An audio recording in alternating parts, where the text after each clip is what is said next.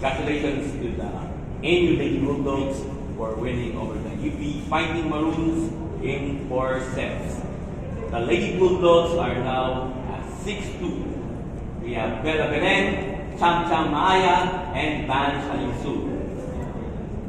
Bella, congratulations for this victory. You had 18 attacks, 3 service aces, 14 excellent receptions, and 8 digs. So, mukhang napalaban kayo sa UP especially. Naka-15 blocks sila. So, what can you say sa nilaro ng UP at sa nilaro nyo today?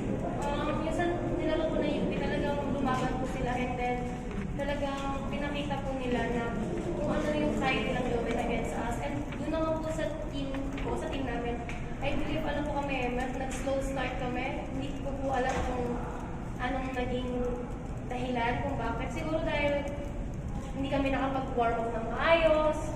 And parang yung utak ng team is parang, kahit sinasabi po namin na nakamove on na kami dun sa pagkatalo sa Lasal, I think meron pa rin talagang slide na parang hindi pa rin talaga nakamove on. And parang gusto namin bumawi. And na sobrang kakaisip namin na gusto namin bumawi, hindi kami makagalaw ng maayos. Thank you, Bella. Cham, you had 10 attacks, 1 block, and 4 digs. So, ano masabi mo?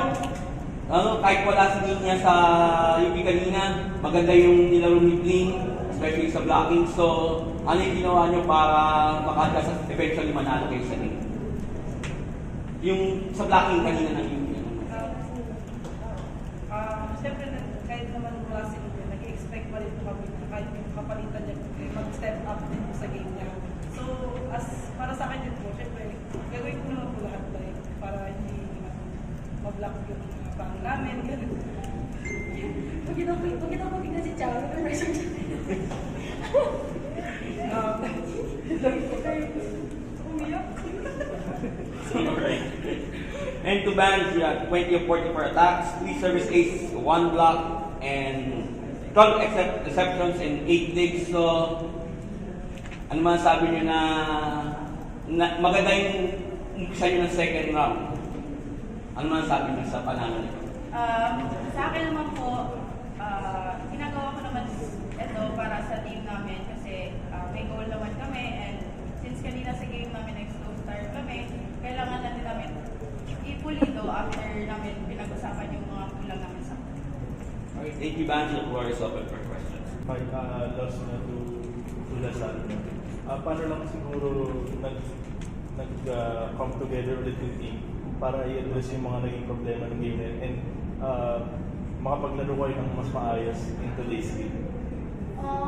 After po nung game, as in after, syempre nalungkot po kami kasi parang nandun na kami. Nandun na, konti na lang, mananalo na kami. Pero, yun yan, talo. And parang konting emote lang kasi hindi naman kami pwede todo emote kasi start na agad ng second round. So, walang nangyayari sa amin pag sad girl pa kami. So, yun, nag-usap kami na kung ano yung naging kulang namin ng game, kung ano yung mga dapat namin improve. And then yung move on na kami, pinag-aralan na namin yung next game. And then sabi namin, balikan na lang ulit namin yung Lasal pag sila na ulit yung makakalaban.